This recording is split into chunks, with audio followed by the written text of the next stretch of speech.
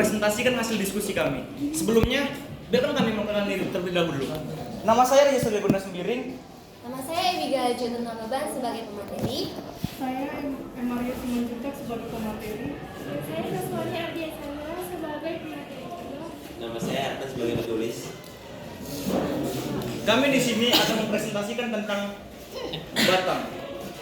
Teman-teman semua masih ingat nggak sih apa fungsi dari batang? Fungsi dari batang antara lain untuk menyokong bagian-bagian tumbuhan dari atas tanah. Batang ini juga berfungsi untuk menyerap air mineral menuju ke daun dan juga berfungsi untuk menyimpan cadangan makanan. Teman-teman semua pada kepo nggak sih kenapa batang ini bisa melakukan fungsi-fungsinya? Apakah ada keterkaitannya antara fungsi batang dengan jaringan sel penyusun batang? Jadi batang ini sama seperti akar yang memiliki epidermis konteks. Pada bagian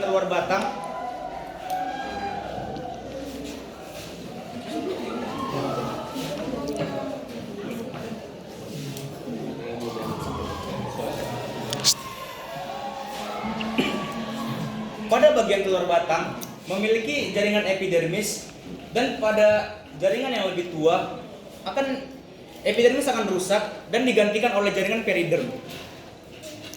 Pada bagian dalam epidermis terdapat korteks-korteks pada batang. Jadi batang ini terbagi menjadi 3, yaitu batang berkayu, batang berumput, dan batang basah.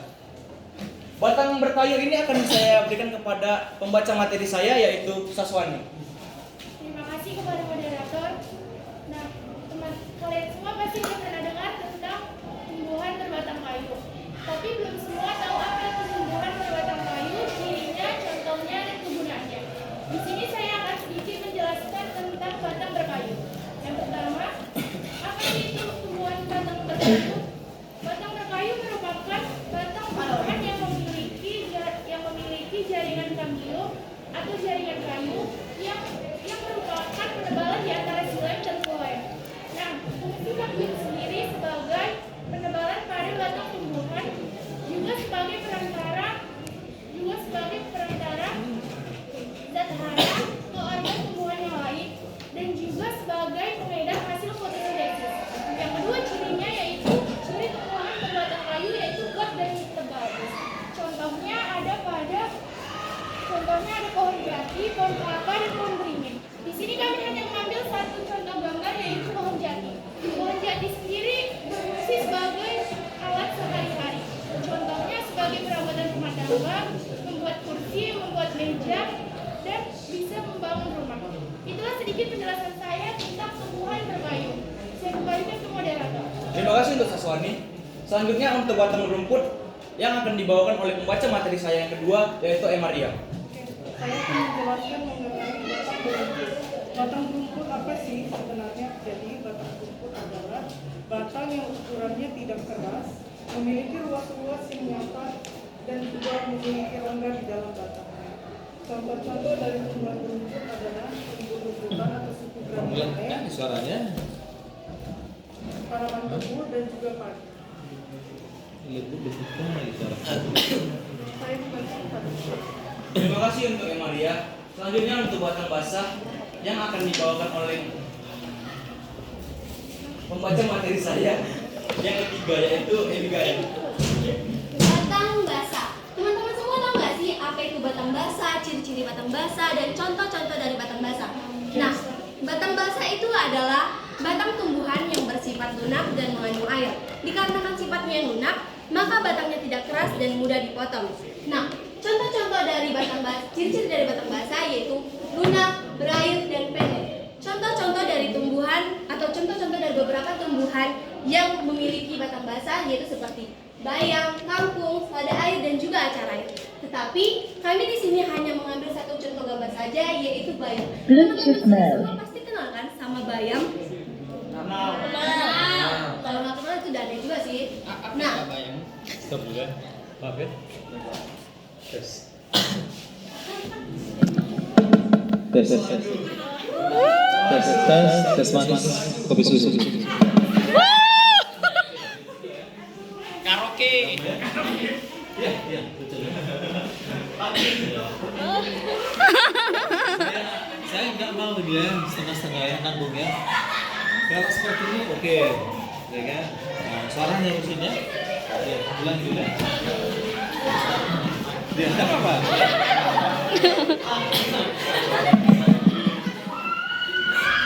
Ini kebetulan nanti siang kelas 10 IPA 2 mau saya bawa ke Taman Hewan ya, studi konservasi ya.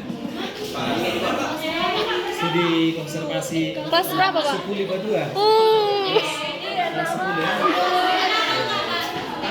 Ini saya bawa ini. Biar ini. Kalian udah lewat. Dulu pandemi kan, Covid ada kan.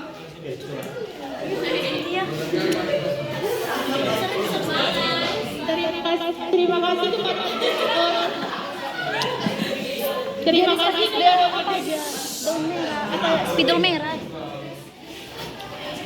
Terima kasih kepada moderator.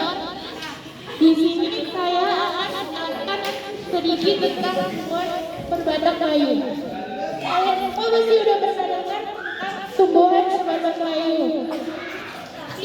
Tidak semua tahu tentang apa itu batang berkayu, cirinya, contohnya, dan kegunaannya.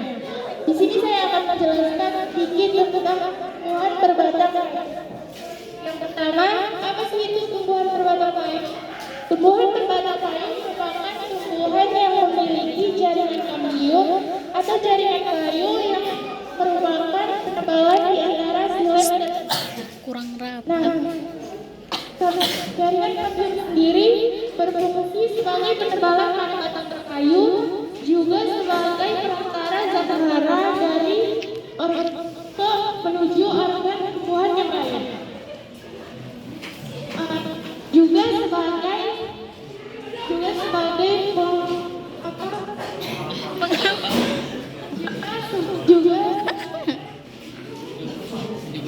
sebagai pengencer hasil fotosintesis.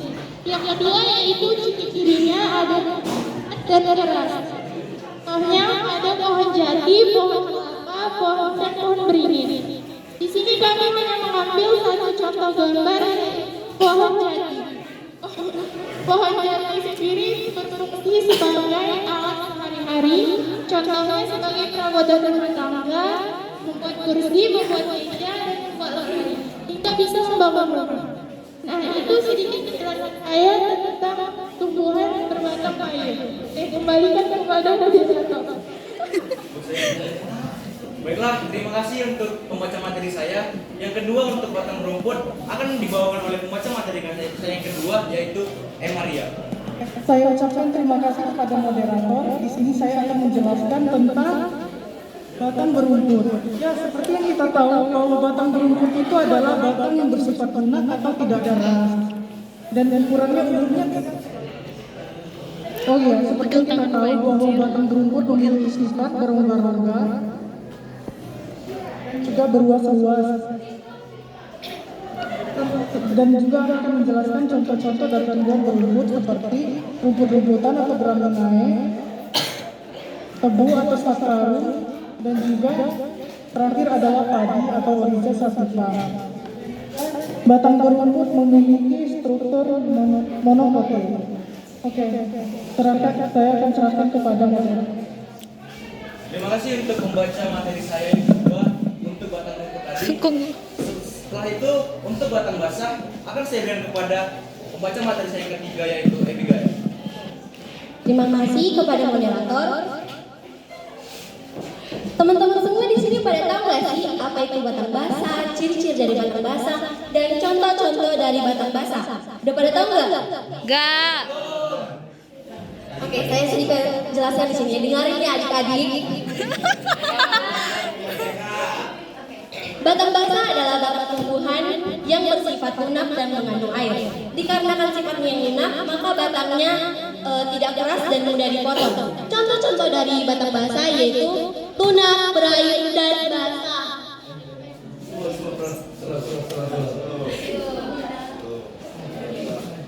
Contoh-contohnya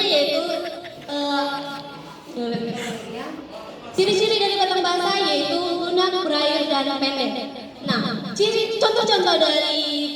contoh-contoh beberapa tumbuhan yang mengandung batang basah yaitu ada bayam, kangkung, lada air dan juga acaran. Tetapi kami di sini hanya menggambarkan satu saja yaitu bayam.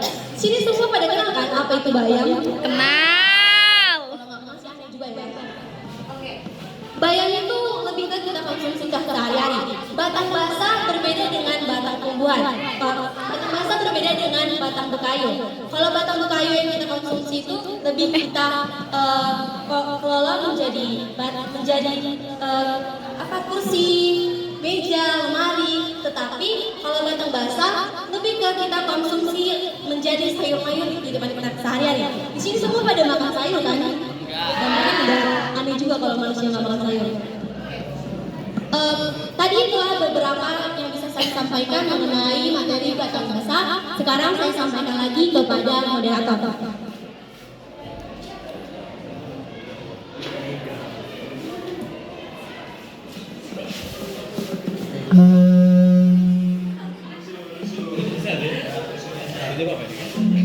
Terima kasih untuk rekan-rekan saya yang berdiri di sini untuk membantu saya. Selanjutnya kita masuk ke sesi tanya jawab. Sesi tanya jawab telah dibuka. Silakan bertanya. Ya.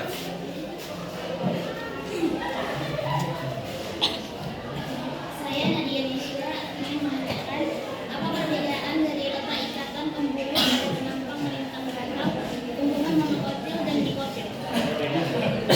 Jangan buat out, jangan Apa perbedaan dari letak ikatan pembuluh pada penampang melintang batang? Satu tulis lagi ya.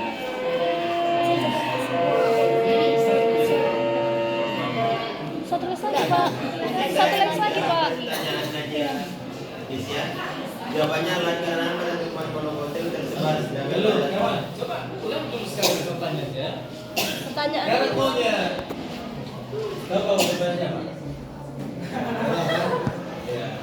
Jadi maksud Bapak konsumsi jawaban atas pertanyaannya itu tadi bukan hanya buat sebenarnya ya, yang lain juga perlu. Dan karena itu maka sebelum kau jawab, kau ulangi dulu pertanyaannya. dan tercenang. Lagi ini. Pertanyaannya, apa perbedaan dari letak ikatan pembuluh pada penampang melintang? Apa perbedaan dari letak ikatan pembuluh pada penampang melintang batang?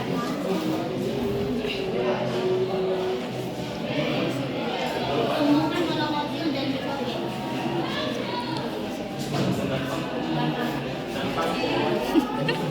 Nampang melintang batang. Pada tumbuhan dikotil dan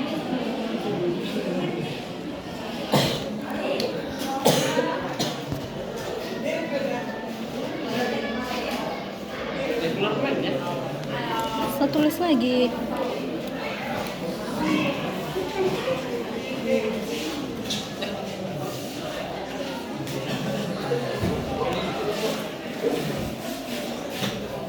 Ya. Saya akan menjawab dari pertanyaan Nadia Nisra, yaitu soal dari apa perbedaan dari letak ikatan sebelum pada penampang melintang batang pada tumbuhan monokotil dan dikotil. Saya menjawab dari pertanyaan Nadia Nisra adalah dikarenakan pada tumbuhan monokotil tersebar sedangkan pada tumbuhan dikotil bersusun meningkat. Sekian dari jawaban saya. Baiklah, terima kasih sudah bertanya. Saya akhiri presentasi kami di sini seperti hubungan kamu dan dia yang sudah selesai tanpa ada kata dimulai. Yo. Sekian dari presentasi kami. Jika ada kesalahan mohon dimaafkan karena kita sama-sama manusia, sama-sama bikin kesalahan dan sama-sama punya kekurangan. Sekian dan terima kasih. Saya izin pamit